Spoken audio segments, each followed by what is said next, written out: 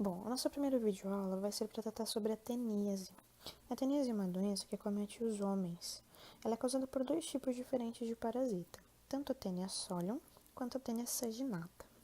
A Taenia solium e a Taenia saginata, elas são considerados plateumintos. Plateumintos por quê? O que significa plateumintos? Significa que são parasitas que possuem o corpo achatado, como o nome diz. Plateumintos, lembra a palavra prato, tá? Então é algo achatado. Elas também são da classe Cestoda. A classe Cestoda compreende os parasitas que não possuem sistema digestivo, ou seja, elas não possuem boca, elas não possuem intestino, elas não possuem um sistema excretor. Então, elas são consideradas da classe Cestoda. Esses parasitas, eles possuem como hospedeiro definitivo o homem, e elas possuem como hospedeiro intermediário, então, os suínos e os bovinos. Popularmente, esse parasita é conhecido como solitária. Ele recebe esse nome porque ele é um parasita hermafrodita, sendo necessário assim somente um parasita para que ele consiga se reproduzir. Mas o que acontece em muitos indivíduos é que eles possuem às vezes mais de um parasita, podendo ser dois da mesma espécie ou dois de espécies diferentes, ou até mais que dois também, né?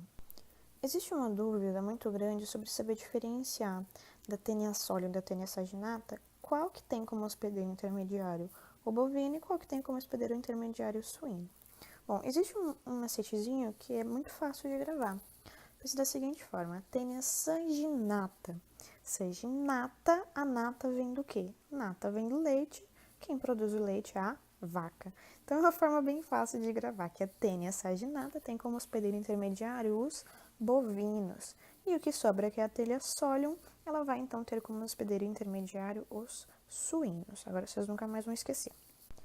Agora falando um pouquinho quanto à morfologia desse parasita, nós vamos falar sobre três divisões que eles possuem, que são escólex, colo e estróbilo.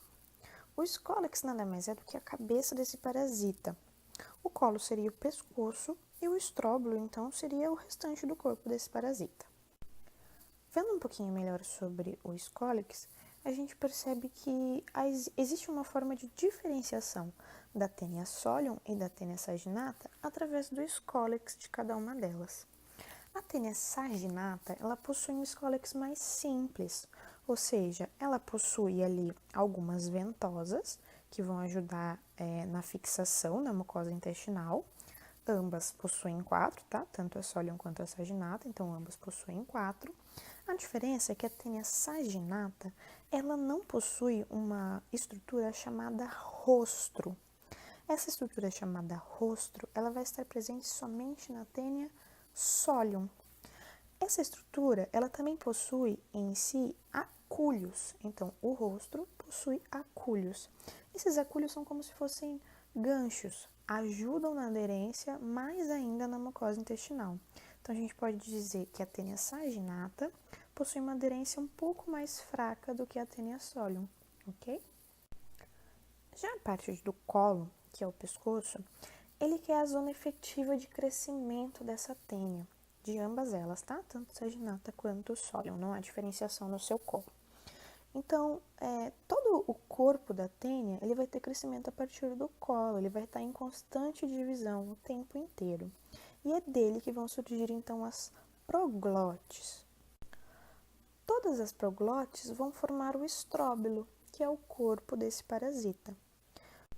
Quanto mais proglotes um parasita tiver, mais comprimento ele terá também. A Taenia solium, ela mede em torno de até 3 metros. Já a Taenia saginata, ela pode chegar até 8 metros de comprimento. Quanto mais afastado for esse estróbilo do colo, mais essas proglotes vão ser pequenas, mas elas vão estar finas e também mais evoluídas elas serão. Cada proglote possui, então, em seu interior os órgãos sexuais, tanto o órgão masculino quanto o órgão feminino. E ela vai ter algumas diferenciações quanto ao seu estágio dentro dessa tênia. Nós vamos ter, então, as proglotes jovens, as proglotes maduras e as proglotes grávidas. As proglotes que são jovens, elas possuem, então, um corpo mais curto, porém elas são mais largas. Elas são então retangulares com maior tamanho para as laterais. Nesse estágio, nesses jovens, é que se inicia a formação então dos órgãos sexuais, porém eles ainda não estão muito bem definidos. Eles só vão ficar definidos no momento que essas proglotes se tornarem proglotes maduras. Aí sim nós teremos os órgãos sexuais totalmente completos e prontos para a fecundação. As proglotes grávidas, então, são aquelas que já tiveram a fecundação e estão produzindo ovos e são prontas para serem eliminadas, então, no solo, enfim, através das fezes. Visualmente, a gente consegue, então, distinguir elas através da sua forma. Como eu disse anteriormente, as que são imaturas, né, as jovens, elas possuem um corpo um pouco mais largo do que comprido. Já as que são maduras, elas já são mais quadradas. E as grávidas, elas já têm então o oposto, elas possuem um corpo mais comprido e mais fino, podendo então serem diferenciadas dessa forma. As proglotes, elas também podem ser utilizadas para diferenciar qual tipo de espécie esse paciente pode estar tendo. Então, se uma proglote é eliminada nas fezes, ela pode ser analisada ao microscópio e ser visualizadas algumas diferenças entre elas. A Taenia solium, ela possui internamente um útero com menos ramificações. Então, vai possuir em torno de 7 a 13 ramos de ramificações. Então, é menos preenchido. Ao contrário da Taenia saginata. A Taenia saginata, ela preenche praticamente todo o corpo dela. Toda essa proglote é preenchida. E ela possui, então, de 15 a 20 ramos. Logicamente, então, esses ramos também são proporcionais à quantidade de ovos que elas produzem, né? A Taenia solium, então, como ela tem menos ramos, ela também produz menos ovos. Ela produz em torno de 80 mil ovos por proglote. Já a Taenia saginata, ela possui em torno de 160 mil ovos por proglote. A gente olha, é o dobro. A diferença é que a Taenia saginata, ela não consegue produzir 100% dos seus ovos que sejam férteis. Então, somente metade dos ovos da Taenia saginata serão férteis. Isso acaba igualando, então, a capacidade, né, de produção de ovos que vão estar no solo dessas duas espécies. Como eu já disse anteriormente, as tênias, elas são hermafroditas. Por serem hermafroditas, elas vão possuir, então, os dois órgãos sexuais. Elas possuem, então, praticamente o sistema sexual completo. Elas possuem testículo, elas possuem útero, elas possuem uma vagina, elas possuem ovários. A diferença aqui é que, como eles estão na mesma proglote, eles precisam de uma ligação entre eles. Essa ligação entre eles vai ser através do poro genital. Então, o testículo vai liberar o seu gameta masculino, ele vai entrar no poro genital e ele vai encontrar, então, os óvulos lá no ovário desse parasita. Então, eles vão migrar ali para o útero e eles vão começar a se desenvolver. No momento que essa proglote começa a se desenvolver os seus ovos, os outros órgãos começam a sumir. Eles vão diminuindo de tamanho e somente o útero vai ganhando espaço. Existe também ali um órgão diferente que é chamada vitelária. Essa vitelária, ela tem uma função de formação da casca do ovo da tênia. Se vocês observarem então essa imagem aqui, a gente não tem mais nada de órgãos sexuais, a gente só vai ter então o útero cheio de ovos sendo produzidos.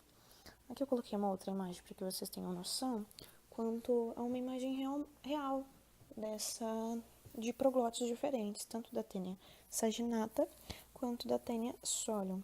Se vocês observarem, então, a Taenia solium, a gente tem menos ramificações e elas também são mais grossas. E na Taenia saginata, nós temos mais ramificações e elas são mais finas. Então, uma forma de conseguir distinguir que parasita o paciente está tendo é analisando as proglotes desse parasita. Obviamente, essas proglotes, elas precisam passar por um processo de coloração, tá? Porque se forem analisadas sem coloração, não vai ser possível ser visualizado nada. Essas proglotes, elas são eliminadas espontaneamente pelo organismo do paciente. Não é normal que sejam liberados ovos nas fezes, por isso que é muito difícil que sejam encontrados ovos da tênia nas fezes. O que acontece normalmente é a eliminação somente das proglotes. Assim que elas caem no solo, aí sim as proglotes se rompem e liberam seus ovos. Em alguns casos mais raros, pode acontecer de uma proglote ficar às vezes presa, né, no bolo intestinal e acabar se rompendo ainda dentro do intestino do paciente, e aí sim a gente ter a presença de ovos nas fezes. Mas é muito mais difícil, ok? O que pode acontecer em alguns casos, na verdade, é que mesmo sem o paciente defecar, essas proglotes sejam eliminadas e ele encontre então elas nas suas roupas íntimas. Isso pode acontecer também, tá? As proglotes elas possuem então um sistema que faz com que elas sejam expelidas do organismo, mesmo que as fezes também não estejam sendo expelidas. Essas proglotes e também todo o corpo da tênia, ela possui uma camada de revestimento, uma membrana chamada de glicocálix. Qual a função desse glicocálix? Ele tem a função de absorver os nutrientes. Como a gente viu anteriormente, as tênias elas não têm sistema digestivo. Então, a sua forma de alimentação é utilizando esse glicocálix, que vai fazer a absorção de nutrientes. Ele também tem uma função de proteção contra as enzimas do nosso intestino, então protege para que a tênia não seja então deteriorizada. Agora partindo um pouco para a questão da morfologia do ovo, os ovos das tênias são ovos muito bonitos, eles possuem então algumas divisões quanto à sua morfologia. Essa capa mais protetora externa, ela é chamada de embrióforo. Ela é muito resistente ao ambiente, a temperaturas, então é ela que confere a resistência a esses ovos. E dentro dela nós temos o embrião, que é chamado de oncosfera, ok? Tanto a Taenia solium quanto a Taenia saginata, os seus ovos, eles vão possuir acúlios. Por mais que a Taenia saginata não possua acúlios, os seus ovos vão possuir, de ambas, ok? Eu coloquei aqui diferentes imagens dos ovos da tênia. Então, ele é um ovo bem redondo, como vocês podem observar, um pouquinho, às vezes, oval, mas mais redondo do que oval. E eles possuem, então, essa membrana mais externa, bem grossa. E uma das características bem bonitas do ovo é que ele é cheio de risquinhos, como se fosse medidos bem certinhos. Um monte de risquinhos em volta do ovo, que é, então, a nossa capa protetora do embrióforo. Falando agora sobre o cisticerco, o cisticerco ele vai ser encontrado no hospedeiro intermediário. Os ovos e a tênia adulta, ela vai ser encontrada no hospedeiro definitivo, mas no hospedeiro intermediário nós vamos encontrar somente o cisticerco. O cistisquerto da Taenia solium, ele é bem translúcido e ele possui escórex tanto com acúlios e também ele possui o rosto, né? Para ele ter os acúlios, ele precisa do rosto. Já a Taenia saginata, ela já vai possuir somente o escólex, porque a gente sabe que a Taenia saginata, ela não possui nem rosto e nem acúlios. Então, aqui entra aquela diferenciação. Enquanto é ovo, ambos possuem acúlios. No momento que esse ovo se transforma em cisticerco, aí sim a gente tem uma diferenciação, onde a saginata não vai possuir os acúlios nem o rosto.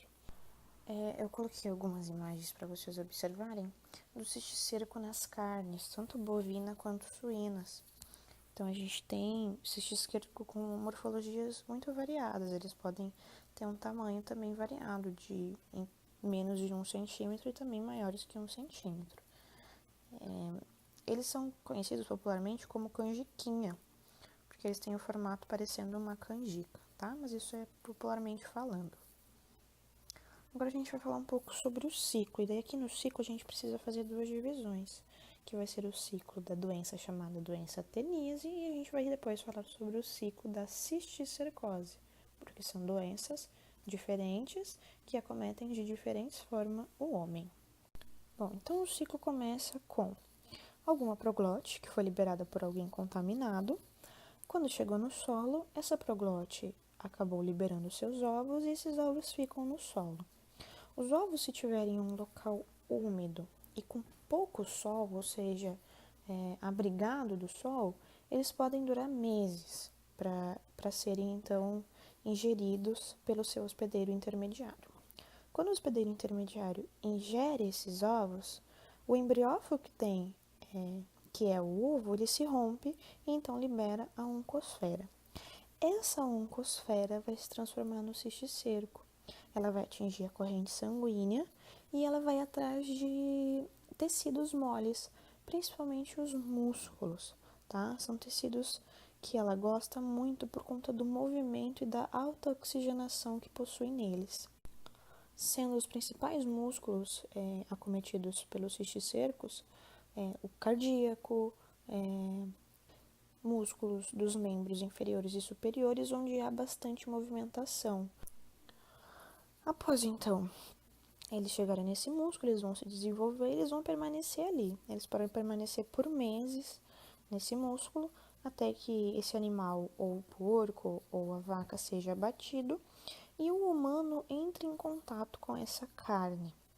Se o humano comer essa carne bem cozida, esse parasita pode ser morto. O problema está em carnes mal passadas e mal cozidas, onde aí assim a gente vai ter um parasita que vai conseguir se instalar no nosso hospedeiro definitivo. Quando esse cisticerco chega no estômago do paciente, ele vai sofrer ação do suco gástrico e ele vai então se desinvaginar. Ele vai sair de dentro, porque dentro do cisticerco ele já estava com o escólex dele formado. Ele vai sair de dentro do cisticerco, ele vai pegar o escólex, que possui as ventosas, e já se fixar na parede do intestino delgado do paciente. E ali ele começa então a se desenvolver, o seu colo começa a produzir proglótis e ele vai aumentando de tamanho. Em torno de 3 meses, mais ou menos, ele já começa a eliminar proglótis, ou seja, em 3 meses ele já começa a ter proglótis grávidas produzindo outros ovos. E assim o ciclo se encerra, né? Ou então se inicia novamente. Então aqui para vocês entenderem, o cisticerco, quando ele é ingerido, aí ele sofre ação no suco gástrico e ele se desinvagina. Ele é exposto, então, o seu escólex.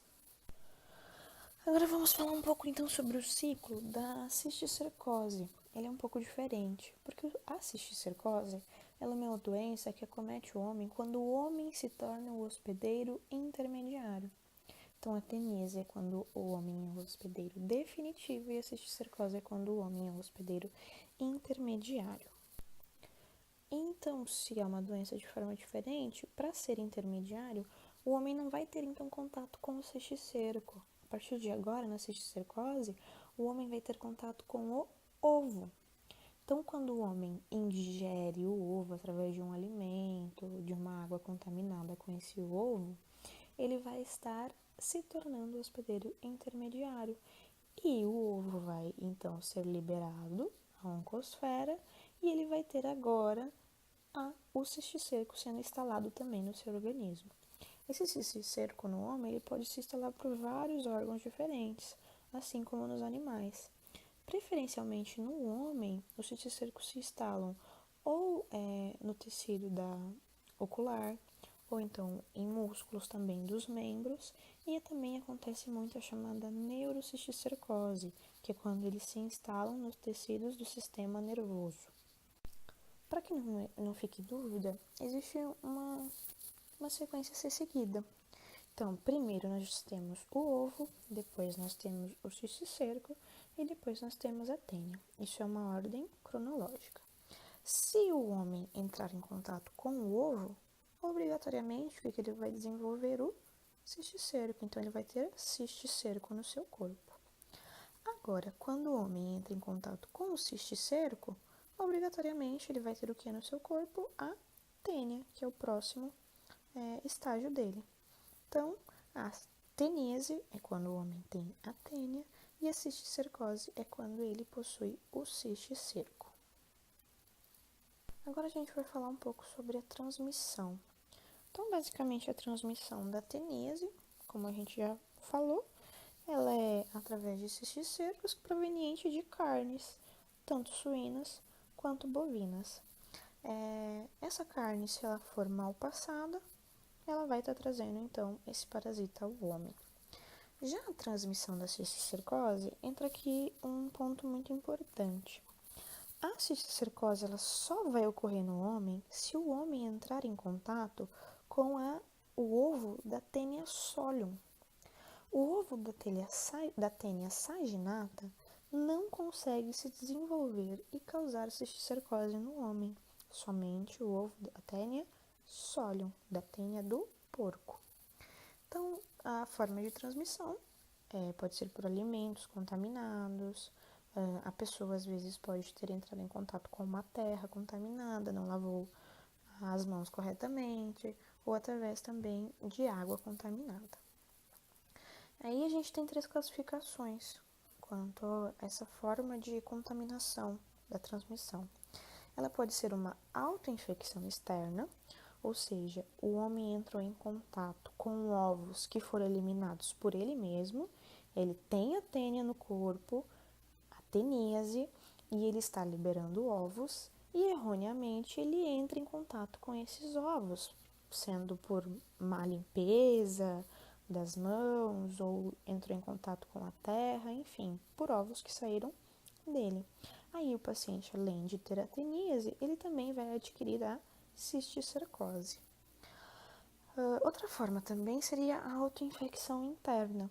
Quando o paciente possui a teníase, ele tem uma tênia no seu intestino, e por movimentos como vômito, por exemplo, essas proglotes podem subir. No subir, elas podem se romper e liberar os seus ovos, e o homem vai estar, então, digerindo esses ovos e tendo, então, a cisticercose. Já a heteroinfecção é quando o humano ele não tem, ou também ele pode ter a teníase, mas geralmente ele não tem a teníase e ele entra em contato com ovos de outra pessoa.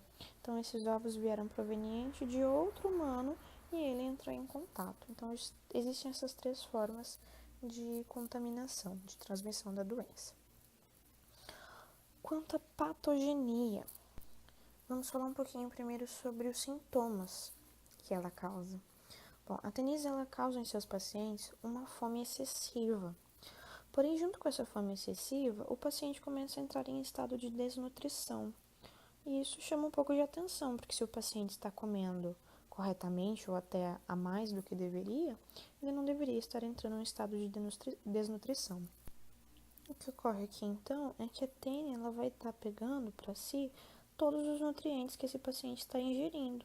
E esse paciente vai acabar, então, entrando num estado de desnutrição. Outro sintoma muito comum da tênia, da teníase, é que ela causa uma diarreia, porque ela causa uma irritação no epitélio do intestino, aumentando então o peristaltismo desse paciente, fazendo com que ele tenha diarreia. Essa diarreia ela pode ter ou não muco, tá? Não é uma obrigatoriedade que ela tenha muco.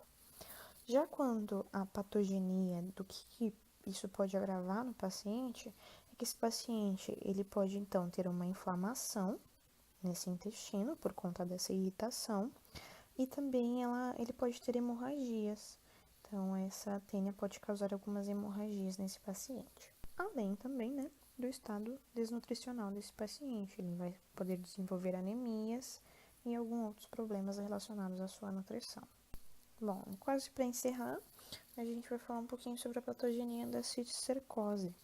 A cisticercose ela pode se instalar em vários órgãos, como a gente já falou, mas ela tem alguns mais específicos, dos quais ela tem mais atração, mais tropismo. O primeiro que a gente vai falar, então, vai ser o tecido ocular. No tecido ocular, ela vai atingir os vasos coroides. Isso vai afetar diretamente a retina, podendo causar um deslocamento de retina. A identificação desse parasita, então, pode ser feita através de um exame ocular, onde o médico vai conseguir estar observando o parasita no local da retina. Outro local também que eles podem acometer são nos tecidos, então, musculares do corpo do paciente. Acontece muito de ser confundido, às vezes, com alguns nódulos queratinosos, mas, na verdade, serem cisticêlicos. E a mais grave de todas, que é a neurocisticercose. A neurocisticercose, ela pode trazer problemas para o paciente quando ela é instalada, então, no cérebro. A principal complicação que ela pode trazer, então, são as encefalites, né? A inflamação do encéfalo. Ela pode trazer também convulsões, edema nesse crânio, né? A gente vai ter um cérebro que vai estar edemasiado, cefaleia e também alguns distúrbios psíquicos. Esse paciente, ele vai estar tendo um risco muito grande de obstrução dos seus vasos também, porque se o parasita estiver inserido, se o cistocílico estiver inserido em algum vaso ou comprimindo algum vaso, pode causar uma obstrução. Então, a neurocisticercose é a forma mais grave, onde os cisticílicos vão se instalar e o que acontece é que com o tempo, após a instalação, eles se calcificam naquele local. Bom, o diagnóstico da neurocisticercose é através de exames de imagem, né? Ressonância ou tomografia é possível ser evidenciado, então, e diagnosticado a neurocisticercose. Já o diagnóstico em si da teníase, ele pode ser feito através do parasitológico das fezes ou então também através do imunológico para identificação dos anticorpos contra esse parasita.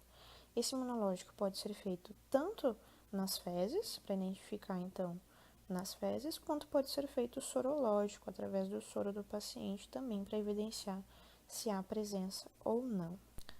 E por fim, a profilaxia. A profilaxia, então, as formas então da gente estar prevenindo tanto a teníase quanto a cisticercose, e basicamente é a higienização, né? Higienização tanto das mãos, como também dos alimentos, né? Utilizar uma água potável de qualidade para não estar tendo em contato com água contaminada. Mas também algo que é muito importante é saber sobre as carnes mal passadas, tá? É incorreto que uma carne seja comida mal cozida ou mal passada. Ela deve ser, então, muito bem cozida, bem assada, tá? Muito bem feita. Outra coisa muito importante também é quanto à higienização sanitária dos animais, tanto dos porcos quanto dos gados, para que eles tenham um local limpo, que eles não entrem em contato nem com água e nem com terra contaminada, para impedir então que esse ciclo continue, ok? Bom, pessoal, a aula sobre teníase e cisticercose eram essas. Agora vocês vão responder alguns questionários para a gente avaliar como é que foi essa